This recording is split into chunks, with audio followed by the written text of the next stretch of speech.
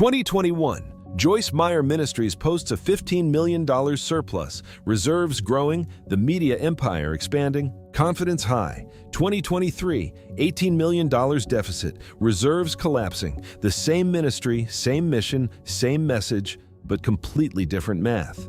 What changed in 24 months? Not the programming, not the outreach. The broadcasts kept running, the conferences kept filling. But somewhere between those years, the formula broke. Donors pulled back, costs stayed high, and the safety net that took decades to build started disappearing. This isn't a story about sudden collapse. It's about the slow arithmetic of institutional failure, and it's happening right now. To understand the collapse, you have to understand the machine. Joyce Meyer Ministries runs on a simple cycle. Create content, attract audience, convert viewers into donors. Use donations to create more content. Repeat. Daily television broadcasts across multiple networks, syndicated radio programs, YouTube channels with millions of views, podcasts, social media, books, conferences. Every platform designed to do one thing: reach people. But reach alone doesn't pay the bills. Every broadcast includes an appeal. Sometimes direct, sometimes subtle. Buy the book, attend the conference, support the mission. The message is always the same. Your giving enables more impact, more changed lives, more outreach. For supporters, it's not just charity, it's participation in something bigger. This creates a loop. Donations fund production, production attracts viewers, viewers become donors. In 2021, the loop hummed perfectly. Revenue hit $113.15 million. Expenses stayed at $98.07 million. The ministry banked a $15 million surplus. Net assets climbed to $75.6 million. The model worked. Two expense categories dominated spending: creative media, broadcast production, digital content, distribution infrastructure consumed roughly $47 million. Missions and outreach, disaster relief, feeding programs, international work took another $44 million. Together, these pillars accounted for 3/4 of all spending. High costs, but justified by high impact. The machine looked unstoppable. But machines built on donor trust have a fatal weakness. The weakness isn't obvious when money flows in. For decades, Joyce Meyer's name alone guaranteed audience. Her story, overcoming childhood trauma, building purpose from pain, resonated with millions.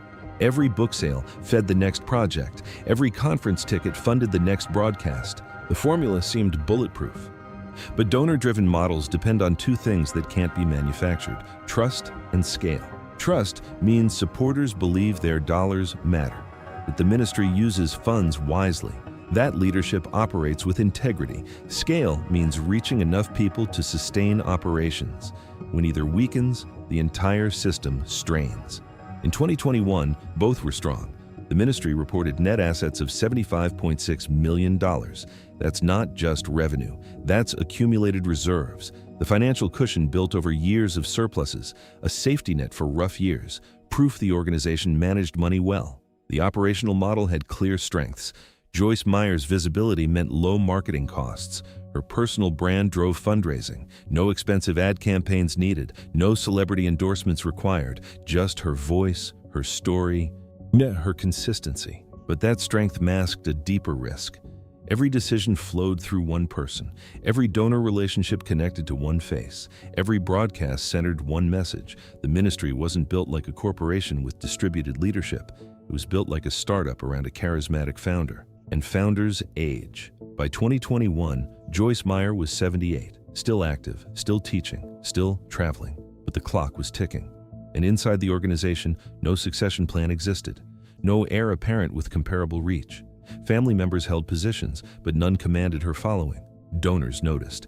Not all at once, not dramatically, but quietly, some started asking, what happens when she steps back? What happens to my monthly gift when the founder can't continue? 2023 hit like a financial avalanche. Revenue dropped to $104.37 million. Not catastrophic on its own, but expenses didn't drop with it. They climbed. $122.34 million in total spending. The gap wasn't close. $17.97 million. Call it $18 million. Gone in 12 months. This wasn't trimming a few programs or delaying upgrades.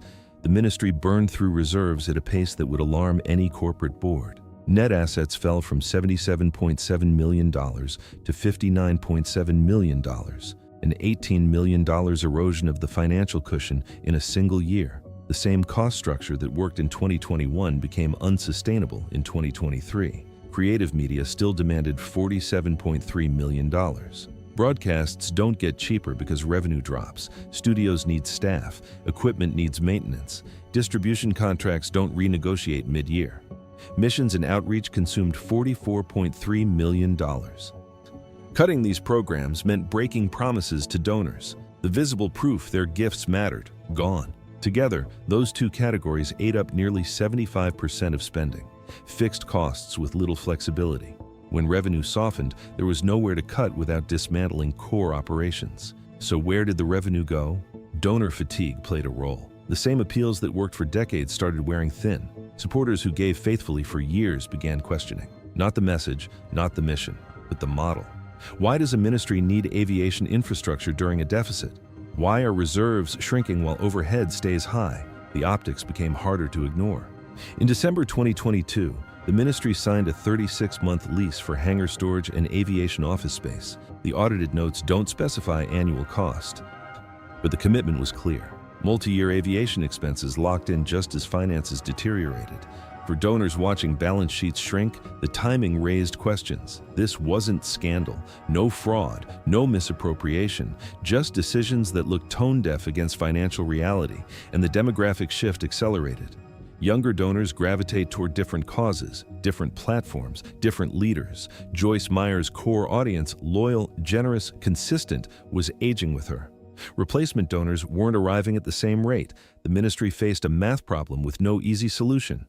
Cut programs and lose donor confidence, maintain programs and drain reserves faster. Either path led to downsizing, but there was a third factor, one the audited statements couldn't capture. The founder herself was becoming the liability. Not because of misconduct, because of age. Joyce Meyer turns 82 in 2025. Her energy built the empire. Her voice anchored every broadcast. Her story formed the emotional core of every fundraising campaign. But that centralization created a problem no amount of planning could solve. The ministry's identity was inseparable from her identity.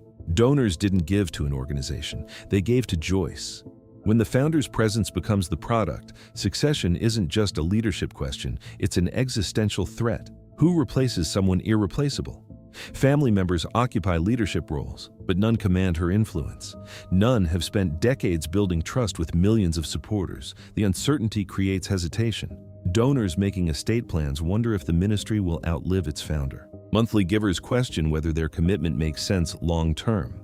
Major supporters quietly shift resources to organizations with clearer futures. This isn't new territory for Joyce Meyer Ministries.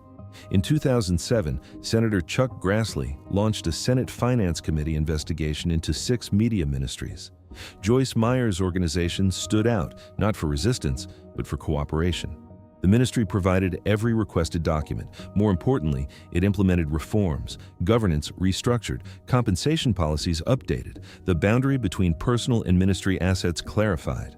In March 2009, the ministry joined the Evangelical Council for Financial Accountability. ECFA membership meant external oversight, regular audits, independent board review, transparent reporting. The reforms secured credibility. But they also increased costs, professional staff, compliance infrastructure, administrative overhead. The ministry now operated with corporate-level controls at nonprofit margins.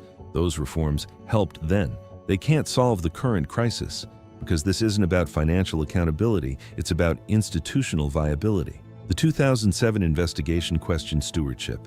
The 2023 deficit questioned survival. Different problems, different stakes, and the clock isn't slowing down.